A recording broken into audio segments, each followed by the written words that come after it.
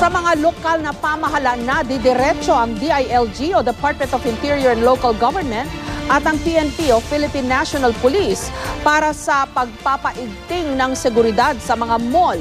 Sa kabila kasi ng umiiral na Memorandum of Agreement ng Mall Security Association, muling nakapambiktima ang Martillo Gang nito lang linggo. Kaugnay niyan, 3 grupo ang nasa sentro ng investigasyon ngayon ng PNP. May report si June Veneracion. Ayan, papasok na. Yan na yung una, oh. November 2010, kitang-kita sa CCTV ang pag-atake ng Martillo Gang sa SM Bikutan. Matapos basagin ng istante, pinagtatangay ang mga alahas. Ang mga sospek naghagis pa ng granada. January 2013, muling umatake ang Martillo Gang sa FNC Jewelry sa SM Mega Mall naman. Dahil dito, nagkaroon ng Memorandum of Agreement ang Mall Security Association hinggil sa pagbili ng martilyo at iba pang tools sa loob ng mall. Napagkasundo ang hindi dapat bitbit ng customer ang martilyo habang nag-iikot sa mall. Mukhang hindi raw ito nasunod. Nagkaroon ng pagpapatupad pero hindi consistent at saka medyo lumambot or humina ang pagpapatupad nito. Hanggang naulit na naman ang insidente linggo ng gabi. Ang target, ang FNC Jewelry ulit. Ang ginamit, martilyo at crowbar ulit na binili sa loob mismo ng mall ng mga suspect. Meron namang security guard na nakapost doon sa area nila.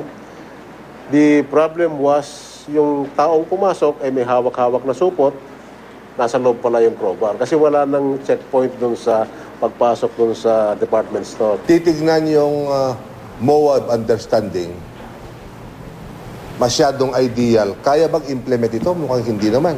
At meron nakalagay dito, hindi naman ini-implement. Kasi kung i-implement mo yun, hindi nangyayari ito. Pero wala raw nalabag na security protocol dahil hindi naman daw obligado ang mga mall operator na sundin ang mga security recommendation ng PNP. Kaya ngayon, sa mga lokal na pamahalaan na lalapit ang DILG at PNP para maobliga ang mga mall operator na higpitan na pagbibenta ng martilyo at iba pang mabibigat na gamit. Paglalagay ng mga tauhan para sa real-time monitoring ng mga CCTV at pagbibigay ng sapat na pahinga sa mga gwardya. So lahat itong mga rekomendasyon namin, ipopropose namin ito sa bawat LGU sa Kamaynilaan nang sa ganon ay maaari na ma-convert ito sa isang ordinansya. And then that will have the force of law. Kagabi, humigit kumulang 100 security managers at supervisors ang dumalo sa pulong sa Camp Crame. Handa raw silang plansyahin ang mga panuntunan para mapaganda pa ang MOA at masunod na ng mga mall security operators. Patuloy namang nakasentro ang investigasyon ng PNP sa 3 grupo na posibleng nasa likod ng pagnanakaw ng mga alahas na hindi pa rin matukoy ang halaga. Ngayon, itong 3 na to, we will trim down into 1 targets para sigurado tayo. Hindi bale mabagal, basta sigurado.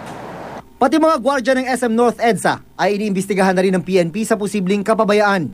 Actually, doon sa SOSYA, tinitingnan nila ngayon kung ano yung maaring naging pagkukulang. Para matiyak na meron silang sapat na bilang ng mga tauhan ngayong Kapaskuhan, kinansela na ng PNP ang leave of absence ng lahat ng kanilang mga miyembro.